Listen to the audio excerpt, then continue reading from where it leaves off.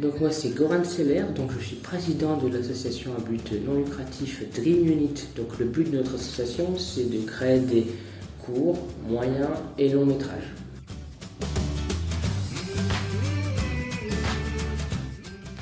Pour l'instant on a fait 2 longs métrages, on a fait quelques courts métrages pour s'entraîner juste avant pendant plusieurs années. L'association est venue au monde en 2018, le janvier 2018. Et depuis, on n'a pas arrêté de faire des projets, du coup, que ce soit des projets culturels, où on faisait nos propres projets, je écrivais le scénario et on réalisait une petite équipe, ou alors pour trouver des financements, on faisait des projets associatifs, ou avec par exemple le groupe Cléa de ID Formation, on a pu du coup réaliser des courts-métrages pour trouver des financements. En fait, tout simplement, ça vient depuis que je suis tout petit, hein, j'adore le cinéma, je suis passionné par ça depuis que je suis gamin, et par la suite, j'ai toujours voulu faire du cinoche en fait. On a d'abord fait des vidéos un peu rigoler avec les copains, pour pas des trucs très sérieux quoi. Et après on s'est dit pourquoi pas rendre la chose plus sérieuse. Ça a pris une tournure auquel je ne m'attendais pas du tout. Du coup depuis on sort des DVD tout ça et ça a pris une tournure vraiment intéressante quoi. D'accord. Et épanouissante et surtout enrichissante culturellement parlant.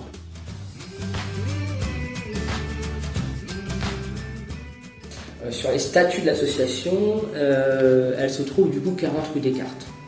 Mais il n'y a pas de local à proprement dit. Hein, c'est chez moi en fait. C'est le siège de l'association, c'est chez moi. Mais il n'y a pas de local, il n'y a pas d'endroit où on peut stocker nos matériels. Donc il n'y a pas vraiment de lieu. Comme on réalise des films, l'avantage c'est qu'on filme généralement en extérieur, on réserve des salles, on réserve la MDA, on avait aussi réservé la maison de l'association. Voilà, on réserve où on peut quoi.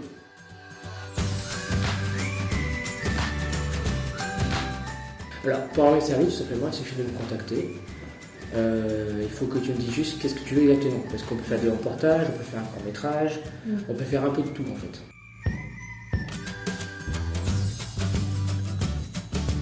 Là, bientôt, là, on est en train de faire, si vous voulez, un partenariat. Bon, bientôt, ça a déjà commencé depuis 1 an au final. On fait un partenariat surtout en ce moment avec Calais Cultural Network qui va ouvrir bientôt ses portes là à l'ancien Crédit Lyonnais à Calais. Et on propose un samedi sur 2 des cours pour des jeunes de 16 à 25 ans sur l'audiovisuel. Le but c'est de leur donner des compétences, c'est de leur donner envie de faire du cinéma.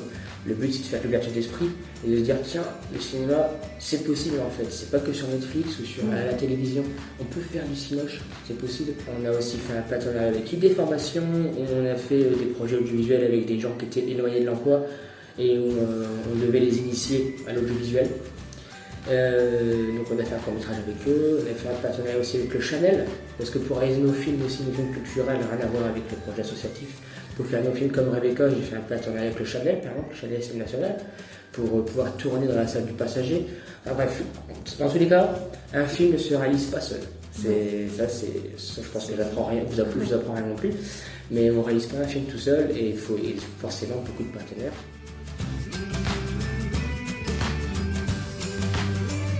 Sinon, le financement, je vous dis, c'est quand on fait des projets associatifs, par exemple avec ID Formation, on a demandé du coup un revenu. Quand on fait, par exemple, comme je vous expliqué, si vous avez besoin de nous pour réaliser un clip, on demande du coup un peu d'argent.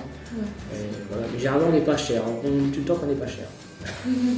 On essaie de faire des prix compétitifs parce qu'on sait que généralement, l'audiovisuel coûte très cher. Et du coup, pour être attractif, on fait des prix très compétitifs. Voilà. On a du mal à trouver des financements, de l'argent, des subventions pour pouvoir réaliser nos films. Du coup, c'est nos porte-monnaie à nous qui subissent les réalisations de films, malheureusement. On sait qu'on a Pictanovo, on doit essayer de chercher des financements grâce à Pictanovo, mais bon, ça c'est en cours. Mais pour l'instant, c'est vrai qu'on compte sur notre propre budget plutôt que sur les subventions qui pourraient nous aider.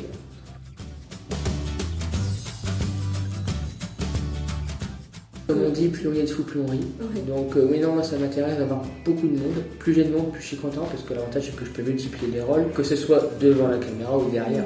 Parce que parfois, là, notamment, on s'est rendu compte dans le scénario que j'ai écrit et à la scène de fin, j'ai mis tous les comédiens présents.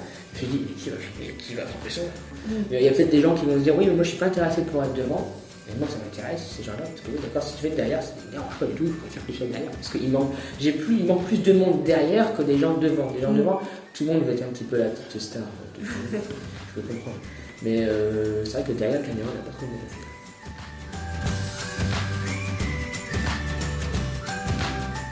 Alors, comment ça se passe? Alors les comédiens, parfois, il y a des amis, parfois c'est mes amis, des connaissances, et je me dis, ça te dirait pas de dans mon film, je fais le côté physique, une gueule. Je lui explique le projet parce qu'ils n'ont pas du tout la connaissance, et du coup ils sont intéressés, ou pas. Ou parfois, c'est déjà arrivé pour plusieurs comédiens, un peu style chasseur de tête, c'est arrivé avec une actrice qui s'appelle Émilie Devienne.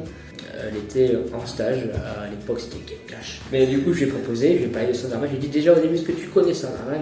Enfin, heureusement je connaissais, du coup j'ai pas besoin de faire un cours sur Sandra, c'est très bien.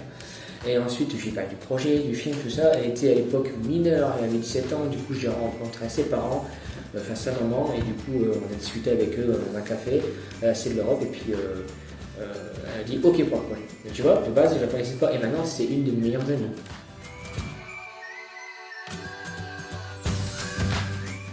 Alors, s'il y a des gens qui veulent venir nous accompagner, nous aider à améliorer nos activités, n'hésitez pas, vous êtes les bienvenus chez Dream Unit, quand nos rêves prennent le dessus.